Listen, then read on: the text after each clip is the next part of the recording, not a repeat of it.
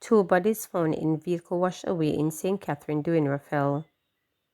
Police have confirmed the discovery of two bodies in a vehicle that was washed away in floodwaters in St. Catherine during the passage of Tropical Storm Raphael on Tuesday.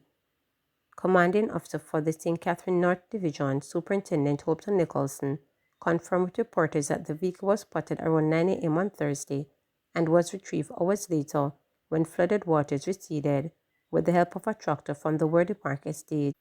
The scene was processed by the police. Sometime close to 1 p.m. today, the vehicle was retrieved as the water receded in the area that was in Lauderdale. Two bodies, a male and a female, were recovered from the vehicle. They were processed and they are taken to the funeral home where postmortem is pending to determine the cause of death. At this time, the investigation is quite open until we have determined the cause of death.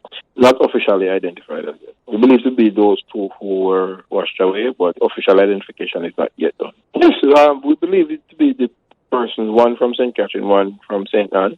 But like I said, the official identification has to be done where a relative come to say, yes, that is my relative, so and so, and we take that in. That firearm was retrieved also from the vehicle. Believed to be that he was a licensed firearm, that we believe to be, but we have to check to see if it is.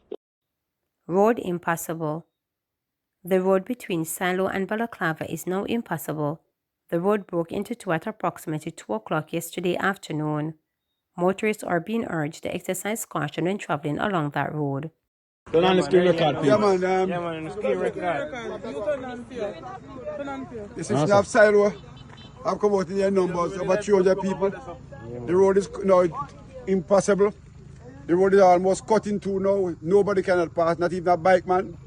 And this is now get resolute, and they are here now in the right lane. And I've been appealing to the authorities for weeks and months and years now. And up until now, there's no attention. Well, today, because of the heavy rain from the storm road that just passed, which is Raphael, now the road is totally impossible, and the road is cut in two.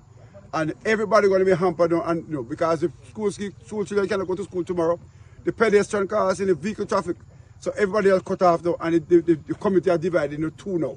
And what we're going to have a problem now, because we can use the estate road, but because of the heavy rainfall, the bridge we're going to drive is also impossible at this moment. So we have a serious problem. So I'm calling on the authorities now to make haste now, because I don't want nobody to be dead. And if this country out here, it's out there. But thank God, it burst into two now without anybody drop and break their neck.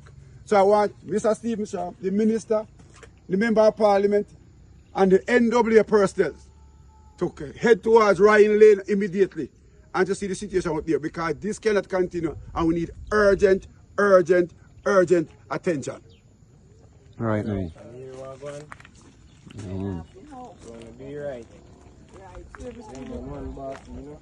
And this is Council Miles for the side road division, so the road is not even in my division. It's a part of Balaclava division, but I have a concern. I use it orally, minutely. We need attention now. Over 300 residents out here now, and we need it here because school going to be happening tomorrow. And if anybody sick to go to hospital test, it's a problem. Going to the clinic in Balaclava, problem. Going to Roger Clark High School, Bakati High School, Aberdeen High School. All communities are affected as we speak. Listen. Westmoreland businessman charged with murder in chopping death of woman. A businessman who allegedly chopped a woman to death in Westmoreland on Sunday has been charged with murder. He is 42-year-old Dwayne Anglin from Treasure District. Anglin is charged with the murder of 29-year-old travel agent Sonny Martin of the same community. According to reports from the Westmoreland police, at about 3:30 a.m., Anglin and Martin had an altercation during which Anglin allegedly used a machete to inflict wounds to Martin. Martin was taken to the hospital where she succumbed to her injuries on Tuesday. Anglin surrendered himself to the police and was charged. His court date is being arranged. Greedy cut down. Police in Western Jamaica are now on high alert following the fallen shooting of Clive Grady Larson, the alleged interim leader of the notorious Mount Salem St. James Base Cottage Defense Force KDF top Douglas gang. Lawson was one of 3 men fatally shot during a police operation on Mosquito Cove Main Road in Hanover on Wednesday evening. On Thursday, police sources told reporters that Lawson was leading the gang, which was heavily involved in criminal activities, including murder and shootings, in furtherance of gang conflicts. According to the sources, Lawson's criminal activities were primarily motivated by an ongoing feud with the Temple gang based in Campbell's Lane, Mount Salem. It is feared that his death could spark a conflict for leadership of the gang plus an increase in clashes with their rivals. Lawson's death is likely to impact the power dynamics with the KDF top junglist gang as he was central in its recent activities, the source told reporters. The violent feud between the KDF top junglist and the Temple gang has led to several casualties, and his role in the feud was significant. His death may lead to temporary instability within the gang, potentially creating opportunities for rival factions to exploit the power vacuum or leading to escalated violence as other members seek retribution. The rivalry between 2 gangs had led to several violent confrontations since the beginning of the year, resulting in 3 confirmed incidents. Lawson's involvement was pivotal in driving this violence, added the source.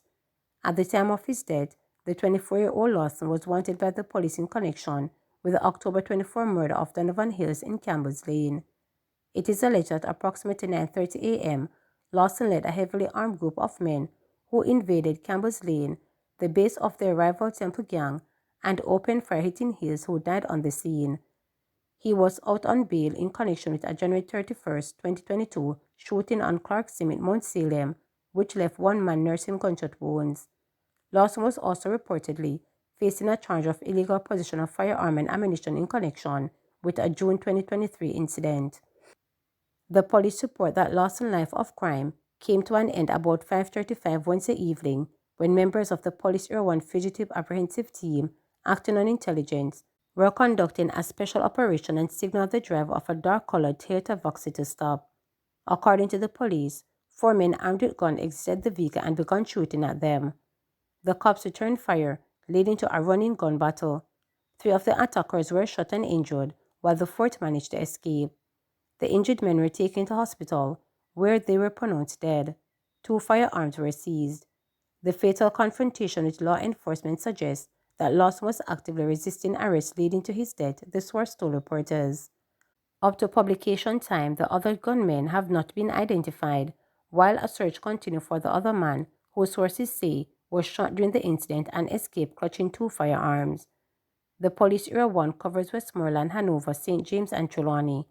On Thursday, a release from the Area 1 management team sought to reassure the public that operation targeting wanted individuals and violent producers will continue. The Area 1 Police Command remain committed to ensuring the safety of residents and has issued a warning to criminals that no effort will be spared in bringing them to justice, stated the release. Mount Salem, which has been declared a zone of special operations (ZOZO) since September 2017, enjoyed an initial boom in crime, but that has been the scene of 2 murders in recent days as criminals target their rivals. Works Agency says 2 critical corridors in St. Catherine remain impassable. 2 critical corridors in St. Catherine remain impassable following the passage of Tropical Storm Raphael earlier this week. They are the Bogwalk Gorge and the roadway from Barton to Ginger Ridge, particularly at corners. The National Works Agency (NWA) says extensive cleaning is required before either roadway will be accessible. The agency is trying to get equipment into the area to clear multiple impediments along the 2 roadways. In the case of the Bogwalk Gorge, a section is blocked by a massive boulder, which was required being broken up before it can be removed. There was also smaller boulders and fallen trees at other sections of the roadway, as well as block drains that are causing inundation. The NWA says the area from which the boulder was dislodged was likely to be unstable and will require some assessment before the area can be safely used. Meanwhile, the roadway from Barton to Ginger Ridge is blocked by landslide at multiple locations, as well as fallen trees and rocks. The NWA says no timeline can be given as to when these roadways will be accessible to motor vehicles. Motorists are advised to use alternative routes where possible. There is no alternative route for vehicular access to the community of Corners. Several communities along the impacted roadways or without power, as the Jamaica Public Service JPS is also unable to access the areas. Supreme Court begins hearing legal dispute between PM Holness and Integrity Commission. The Supreme Court has started hearing an application brought by Prime Minister Andrew Holness against the Integrity Commission. Mr. Holness is seeking permission to go to the Judicial Review Court to squash the report, including recommendations from the Commission about his still uncertified 2021 statutory declarations. Attorney at law Ransford Braham made submissions before Justice Althea Jarrett in chambers yesterday. Braham reportedly emphasized the importance of the matter being decided by the Judicial Review Court. The matter will continue today in the Supreme Court.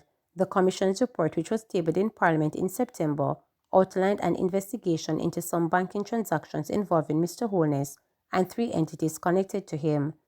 The Commission had, among other things, recommended that the matter be examined by the Financial Investigations Division (FID). Mr. Holness claims that the Commission's report has errors and miscalculations and that it sought to impugn criminal conduct. In the suit, he is seeking the court's determination on certain aspects of the Commission's investigative remit. He is also challenging aspects of the legislation governing the Commission.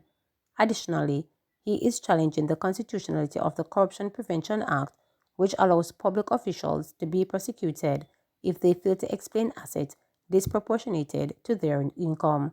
The respondents in the suit are the Commission and 2 of its directors.